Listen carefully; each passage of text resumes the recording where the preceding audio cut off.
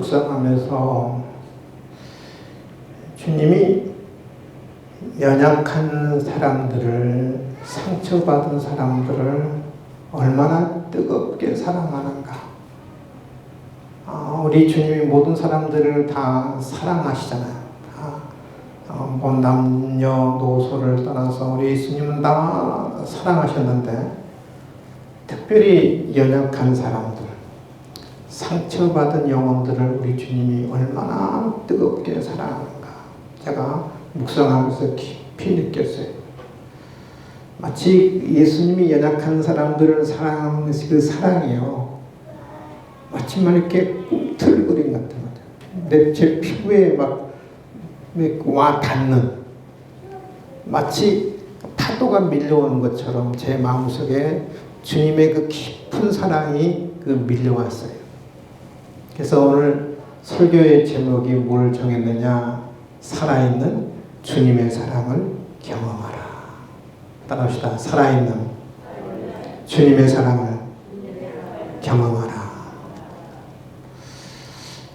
제가 느꼈던 그 주님의 깊은 사랑, 이 말씀을 듣는 여러분도 주님의 그 깊은 사랑, 특별히 연약한 사람에 대해서, 상처받은 영혼에 대해서 주님의 깊은 사랑을 갖고 있는데, 여러분도 주님의 깊은 사랑을 이 시간에 느낄 수 있기를 주님의 이름으로 축원을 드립니다.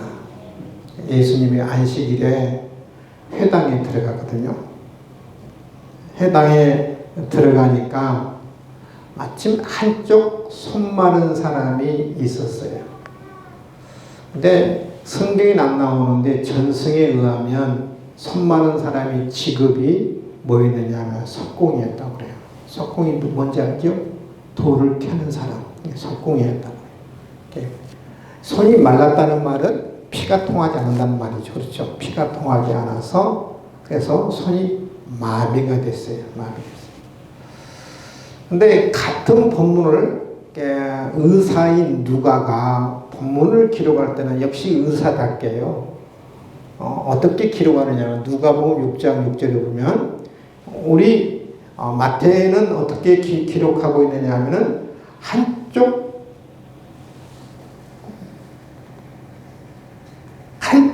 손 마른 사람이 있는지라. 오른손인지 왼손인지 알아요, 몰라요? 한쪽 손 마른 사람. 근데 의사인 누가는 정확하게 기술을 해요. 누가복음 6장 6절에 보면 오른손이 말랐다 그래요. 오른손이 말랐다. 그래서 이 바리새인들이 예수님을 고발하기 위해서, 고소하기 위해서 예수님에게 바리새인이 이렇게 묻습니다. 선생님, 안식일에 병 고치는 것이 옳습니까? 이렇게 물어요.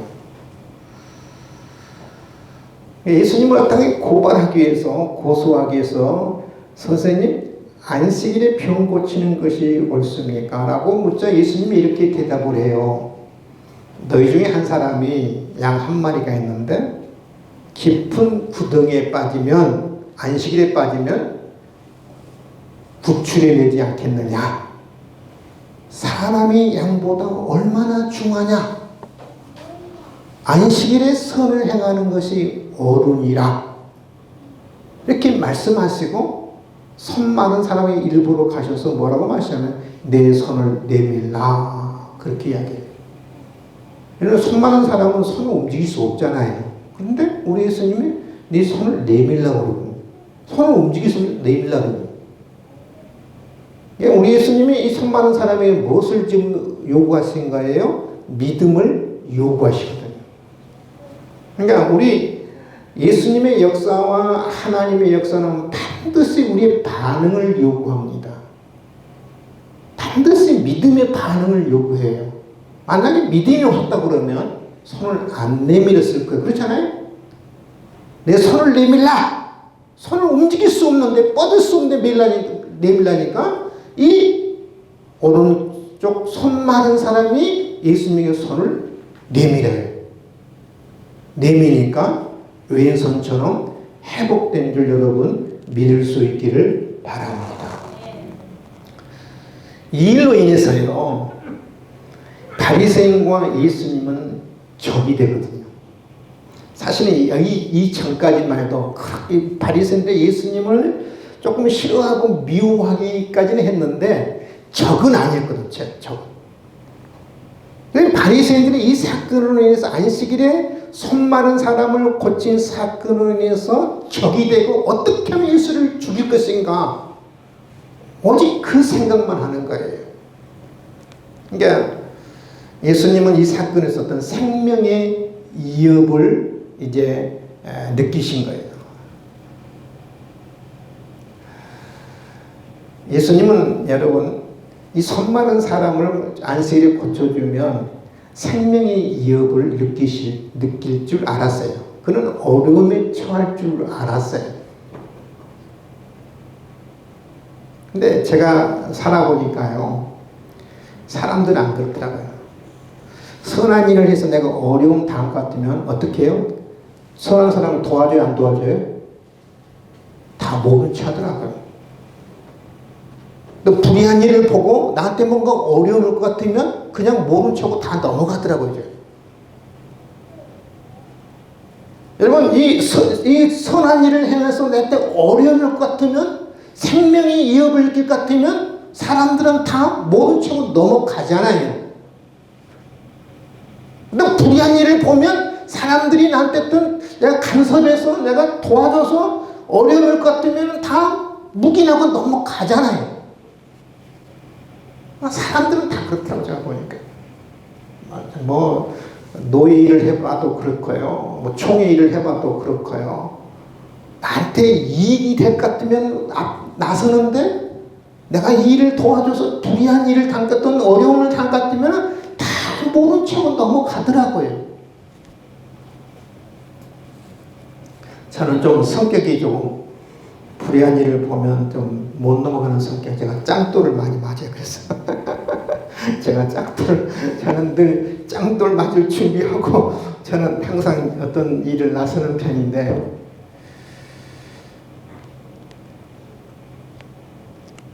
근데 우리 예수님은 다 아셨어요. 그럼에도 불구하고 이 오른쪽 손 마른 사람을 예수님이 고쳐주시거든요. 왜 그랬을까? 왜 예수님은 이 손 마른 사람을 고쳐줌으로 말미암아 생명의 위협을 느끼고 바리새인을 보고 완전히 척이 되고 죽음의 길로 갈 줄 알면서도 예수님은 왜 이 연약한 사람, 병든 사람을 우리 예수님이 왜 고쳐주셨을까? 마태는 이사야 42장을 인용을 해요. 예수님이 손 마른 사람을 그냥 지나치지 않았던 이유.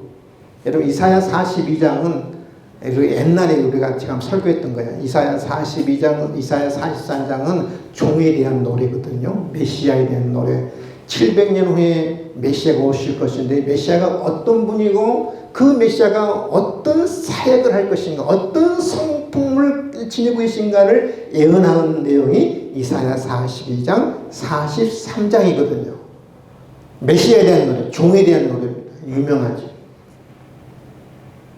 이 종에 대한 노래 때문에, 이 예언 때문에 예수님이 손만한 사람을 그냥 지나칠 수 없었다는 거거든요. 손만한 사람을 고쳐주면 심각한 의미 처할 줄 알았었습니다. 그럼에도 고쳤을까? 마태는 이사야 42장을 인용합니다. 42장 볼까요? 17절이죠.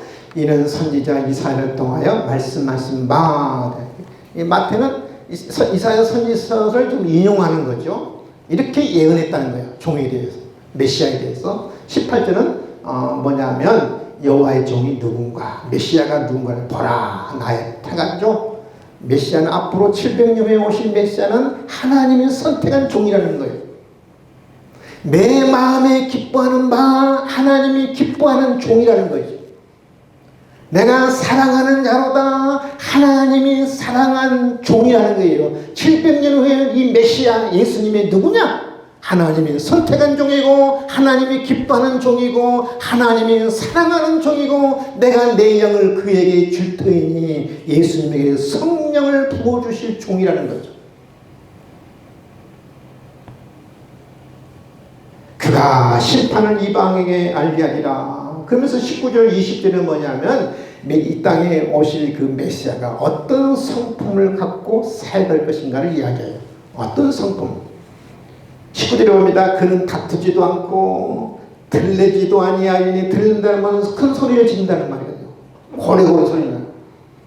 아무도 길에서 그 소리를 듣지 못해. 한마디로 말하면 겸손한 주님. 이 땅에 오신 메시아는 겸손하고 온유하는 거예요. 겸손하고 온유해서 누구도 다투지도 않고 화내지도 않고 소리 지르지도 않는다는 거예요. 겸손하고 온유한 성. 20절에 이야기합니다.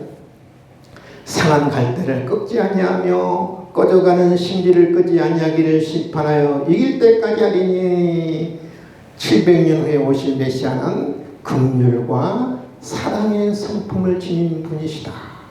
바로 이 20절 이게 상한 갈대를 꺾지 아니하시고 꺼져가는 신기를 끄지 아니하시는 사랑과 긍휼의 주님이기 때문에 결코 이 수많은 사람을 주님은 그냥 지나칠 수 없었다는 거죠.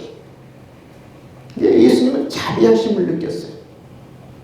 불쌍히 여겼어요. 저 사람이 석공에 오른손을 쓰지 못하는데 저것 때문에 저 사람이 얼마나 고통스러워할까, 얼마나 괴로워할까, 얼마나 힘들어할까. 우리 예수님은 모른 채 할 수 없었어요. 우리 예수님은 연약한 사람을 보면, 힘든 사람을 보면 예수님은 결코 지나칠 수 없는 주님이시죠. 긍휼의 주님이에요. 자비의 주님이에요. 지금 바리새인들이 지금 옆에 있잖아요. 어떻게 예수님을 고발할 것인가, 고소할 것인가, 지금 호시탐탐 노리고 있는 바리새인들이 옆에 있잖아요. 아셨어요, 우리 예수님. 근데 그 자비하신 주님이 알았음에도 불구하고 그냥 지나칠 수 없었던 거예요. 여러분, 석공은요, 왼손보다 오른손이 중요하잖아요. 그렇죠? 왼손은 무엇을 주로 석공들이 잡고 있던가요? 정을 잡고, 잘 아시잖아요. 오른손은 망치. 근데 망치를 잡을 힘이 없는 거예요. 손이 많아. 여러분, 바리새인들은 이 손 많은 사람을 단순히 저 사람이 그냥 손 마른 사람이구나. 저 사람은 그냥 손 많은 사람, 손 하나 쓰지 못하는 정도로 바리새인들은 봤어요. 근데 우리 예수님은 저 사람을 봤을 때 정말 안타까운 거. 오른손을 못 쓴다는 말은 생길 수단이 더 이상 없다는 말이 아니겠어요? 어떤 다른 일을 할 수 없는 사람 아니겠습니까? 이 석공이 사람 입장에서 보면 생사가 걸려있는 절박한 문제거든요. 예수님은 이 사람을, 이사야서를 비유하자면 상처받은 상한 갈대로 보셨어요. 따라서 합시다. 주님은 이 석공을 상한 갈대로 보셨다. 상한 갈대. 여러분, 갈대하고 억새하고 확실하게 구분하신 분 계세요? 구분하세요? 농촌 출신이거든요. 아마 우리 차장로님은 갈대, 억새 확실히 구분하시죠? 우리 양경이 장로님도 갈대, 억새 분명히 구분하실 거고요. 농촌 출신이기 때문에. 우리 이봉수 집사님도 아마 구분하실까? 여자분들은 거의 구분 못할 것 같아요. 제 아내에게 손드는데 확실히 구분해요? 제가 여자분들은 확실히 구분하면 제가 선물 하나 드릴게요. 선물. 우리 이상민 집사님이 아까 고사리 가져왔던 하나 더 먹어서 드릴게요. 구분 못할 거예요. 제가 한강에서 갈대, 억새 이렇게 배웠거든요. 구분돼야 안 돼요? 안 되잖아요. 그렇죠. 이게 여기는 반은 갈대고 반은 억새거든요. 조금 쉽게 설명할게요. 갈대는 주로 물에서, 강에서, 늪에서 자라는 게 갈대고요. 억새는 산에서 또 들에서 자라는 게 억새예요. 그러니까 억새 끝이 봉우리가, 억새는 은빛 나요, 은빛. 그 잔털이 많아요, 잔털. 그래서 옛날에 그 억새를 베가지고 뭘 만들었느냐면은 시골 옛날에 방빗자루를 만들었어요. 맞죠? 그게 억새. 기억나신가요? 근데 이 억새하고 갈대는 뭐냐면은 이 봉우리가 갈색이에요, 갈색이에요. 사실 갈대는 별로 써먹을 게 없어요. 뭐, 뗄 까먹도 못 쓰고요. 이 갈대, 그냥 물 정화하는 작용 외에는 이 갈대는 별로 쓸모가 없는 거더라고, 제가 보니까. 제가 갈대, 억새는 어떤 여러 가지 소품을 많이 만들어요. 아까 이야기했던 뭐 방빗자루 한다든지 소품을 많이 만드는데, 뭐 꽃꽂이를 한다든지.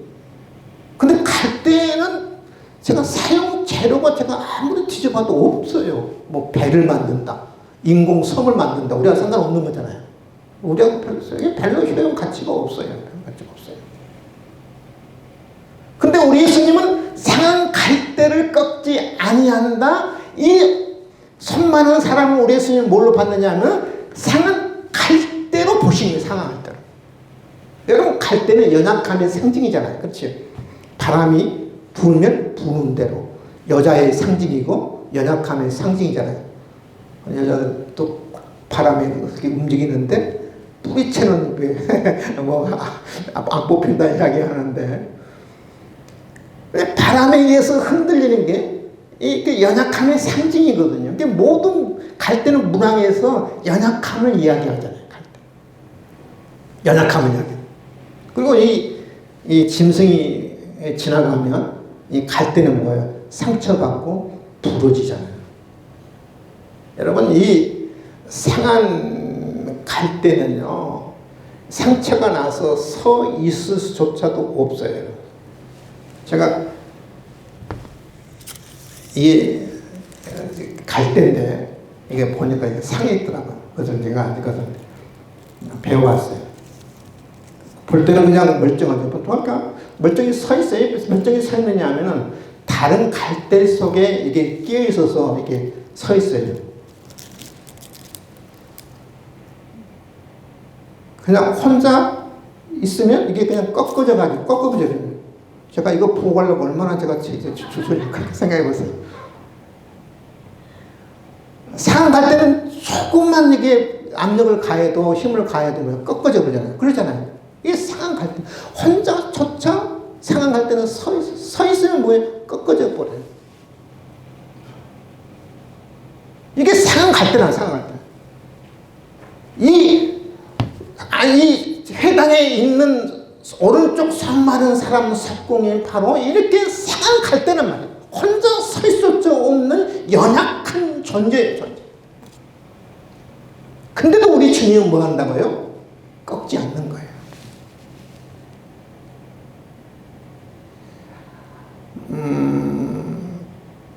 사람들은 그래요. 세상도 그렇고 사람들은요, 상한 갈대는 그냥 꺾어버리잖아요. 그렇죠? 밟아버린다든지 베어버린다든지. 세상은 그렇잖아요. 어느 회사원이 회사에 죽도록 충성했어요. 충성하다가 쓰러졌어요. 쓰러져서 1년 동안 병원에 누워 있었어요. 입원하니까. 회사에서 어때요? 1년 동안 병원에 누워 있는데 쓸모가 없잖아요. 그러니까 그 사람을 적당한 돈을 주고 회부를 시켜버린 거예요. 이 세상은 상한 갈대를 내버두지 않아요. 버려두지 않아요. 방관하지 않아요. 꺾어버린다고요. 베어버린다고요. 근데 우리 주님은 상한 갈대 떠온다고요? 꺾지 아니하시는 주님이 있어요, 여러분. 여러분, 세상만 그런지 아세요? 교회도 그렇더라고요, 교회도. 제가 한 예를 드릴게요. 목사님이 교회 개척을 해서 열심히 교회를 세워나갔어요. 근데 목사님이 쓰러지셔서 소천하셨어요. 교회가 장례가 잘 끝났어요. 교회가 첫 번째 한 일이 뭔지 아세요? 사모님 찾아온 거예요. 사모님 사택 빼주시라고 했습니다.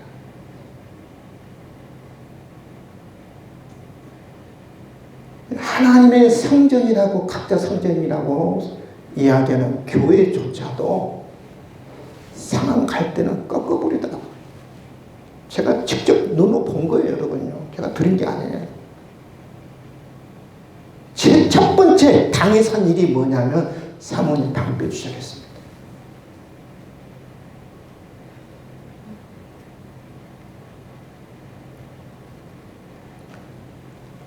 그런데 우리 주님은 상한 갈대를 꺾지 아니하시는 주님이십니다.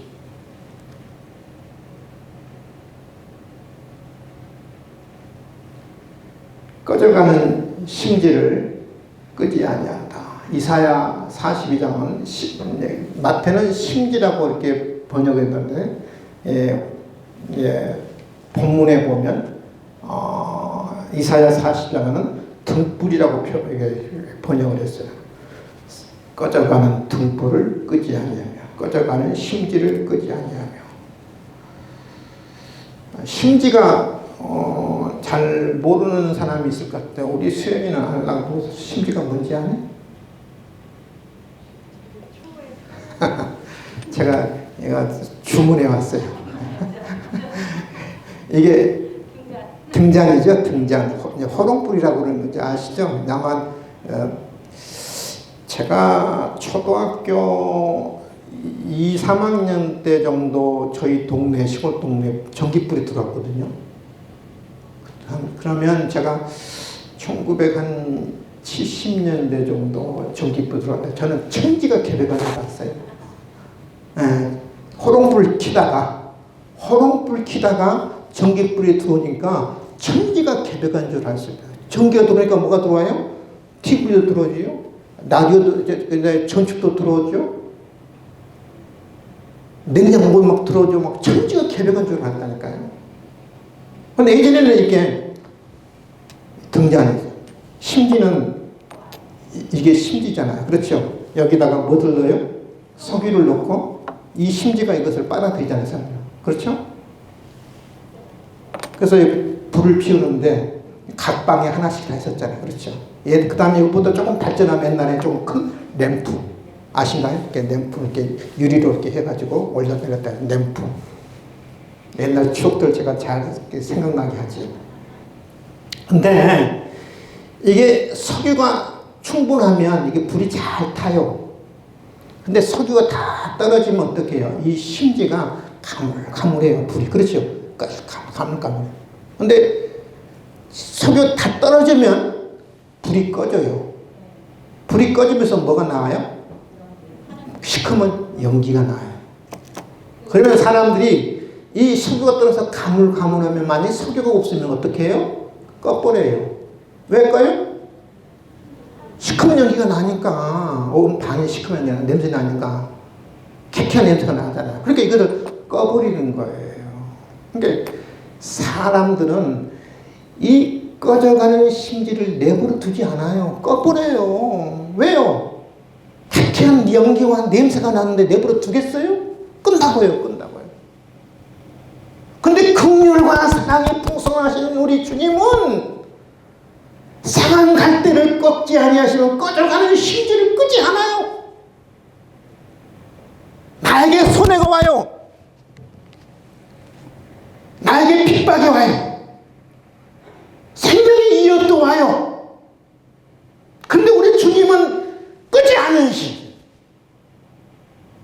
사랑과 긍휼이 풍성하신 우리 주님이시라고. 끄지 않으세요.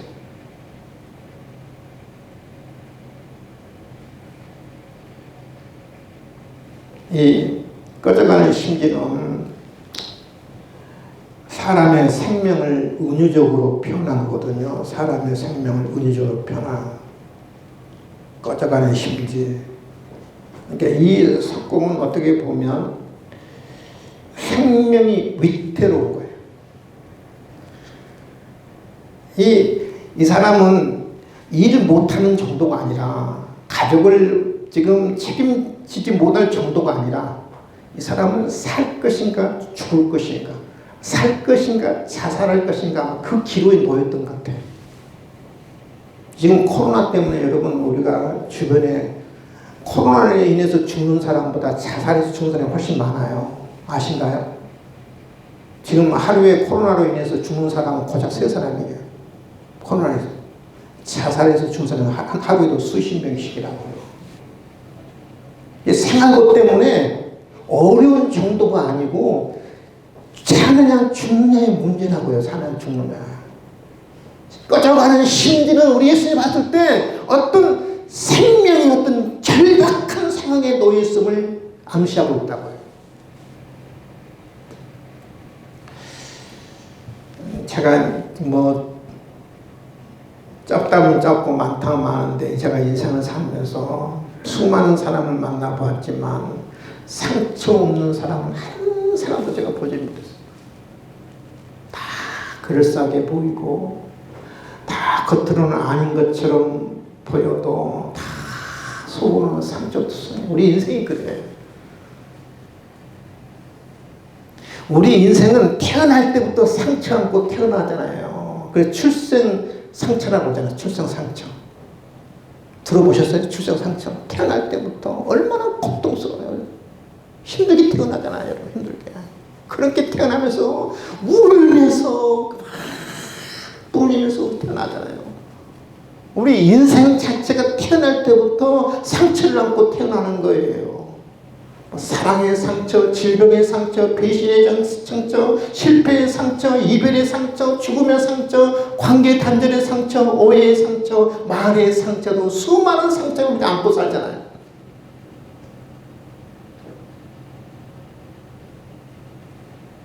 근데 더 기가 막힌 상처 나는데 사람들은 거기다 소금 뿌리잖아요.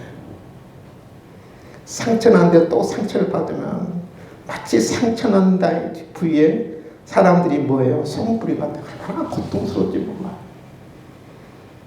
다 우리 인생 자체가요. 제가 봤을 때는 꺼져가는 심지어 같고 상한 갈대와 같은 거예요.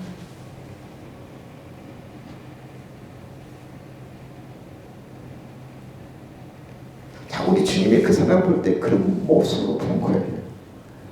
생명의 이업을 느끼는 그런 꺼져가는 심지를 우리 주님은 보신 거라고요.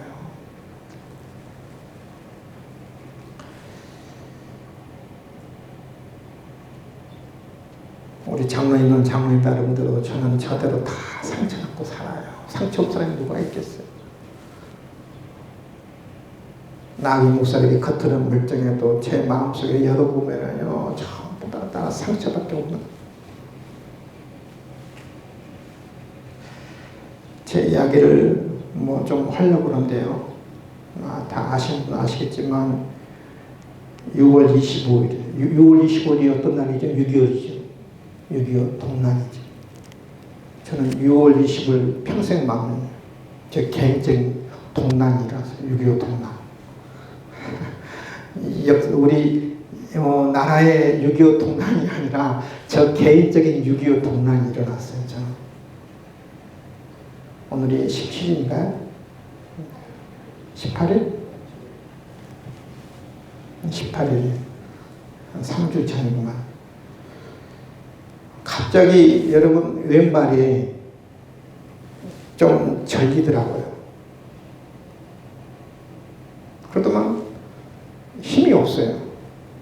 발가락이 안 움직이더라고요. 발가락. 그다음에 발목이 안 움직여요. 발목이.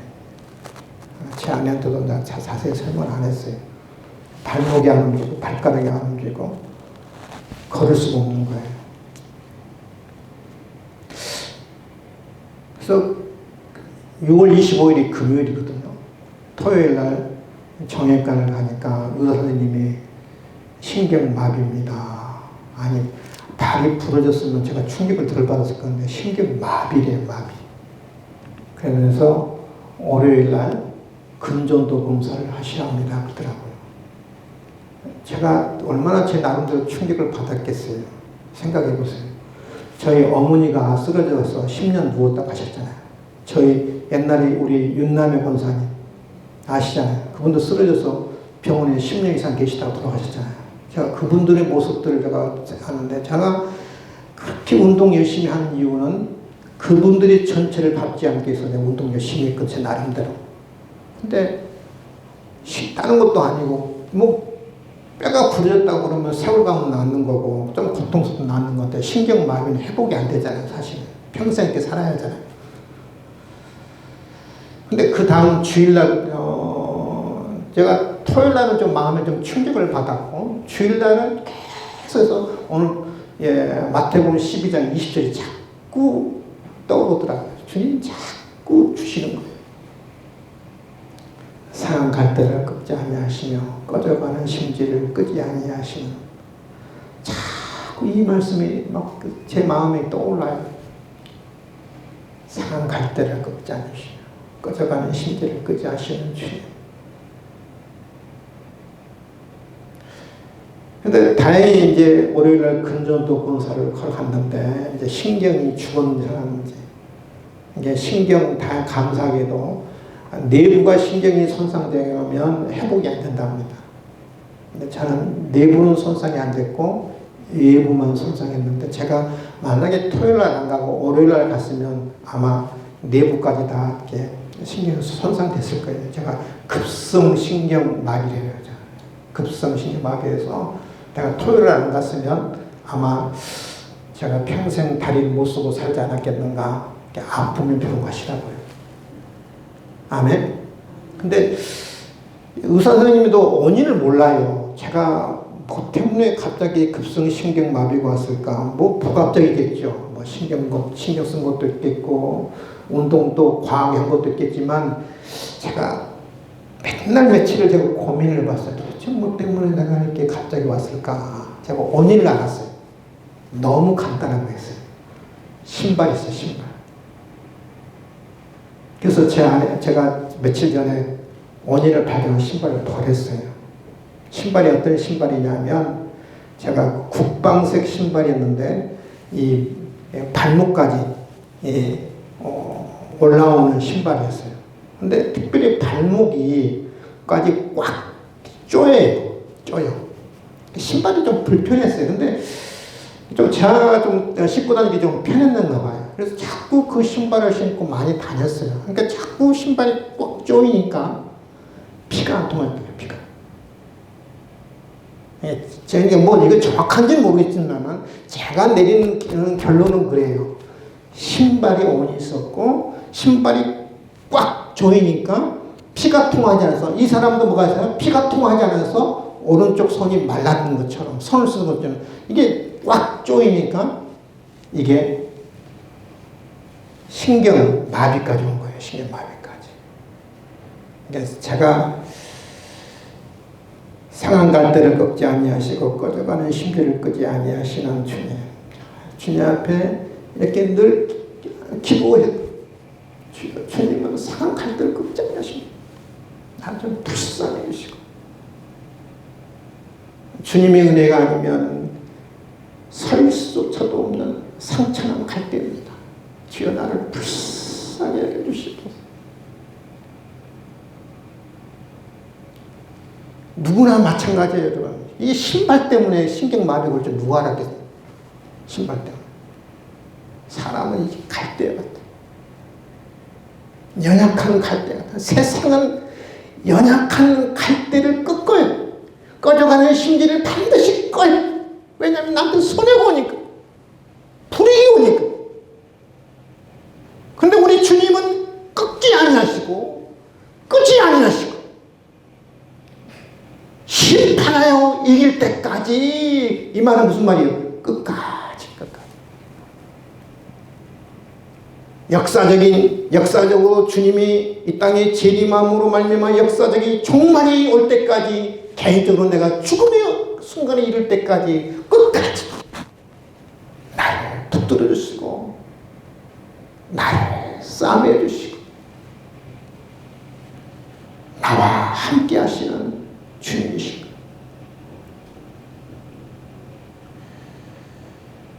주님은 절대 여러분 포기하지 않았어요. 버리지 않았어요. 우리 주님은 어제나 오늘이나 다 동일하신 주님인 줄 저는 믿습니다. 여러분, 우리 주님이 손 마른 사람에게 너 왜 이렇게 손 말랐어? 묻지 않잖아요. 너 왜 그렇게 상처가 났니? 이렇게 묻지 않잖아요. 왜 너 기름이 떨어졌니? 묻지 않잖아요. 왜 그렇게 상했니? 묻지 않잖아요. 왜 그렇게 연약하니? 묻지 않잖아요. 싸매어주고 치료해주고 붙들어주고 회복시켜주신 주님이시잖아요.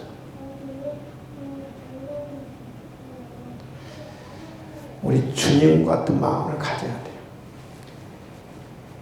불쌍히 여기는 마음. 여러분, 사람들을 볼 때도, 내 남편을 볼 때도, 내 아내를 볼 때도, 내 자녀를 볼 때도 상처 많은 갈대구나, 꺼져가는 심지구나. 꺼져가는 심지 막 화나서 꺼버리지 말고 불쌍히 여기는 마음.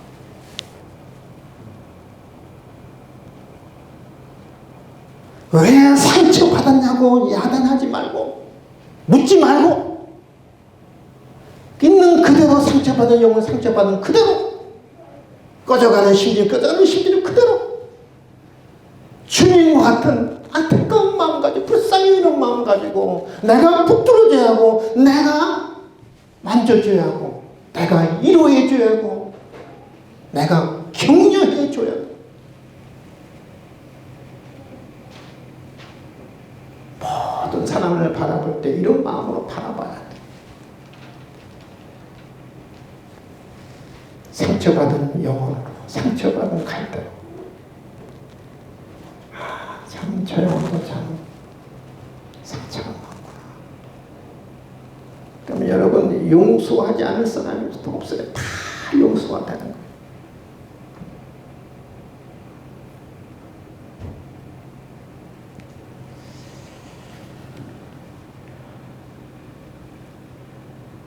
나의 상처를 싸매주신 우리 주님, 나도 다른 사람의 상처를 싸매주고 붙들어주고 회복시켜주는 저와 여러분 될 수 있기를 주님의 이름으로 축원을 드립니다.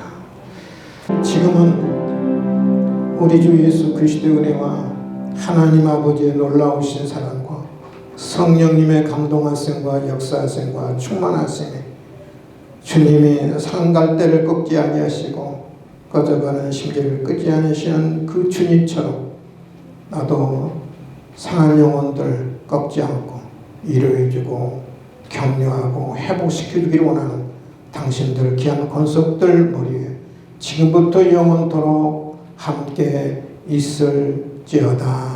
아멘.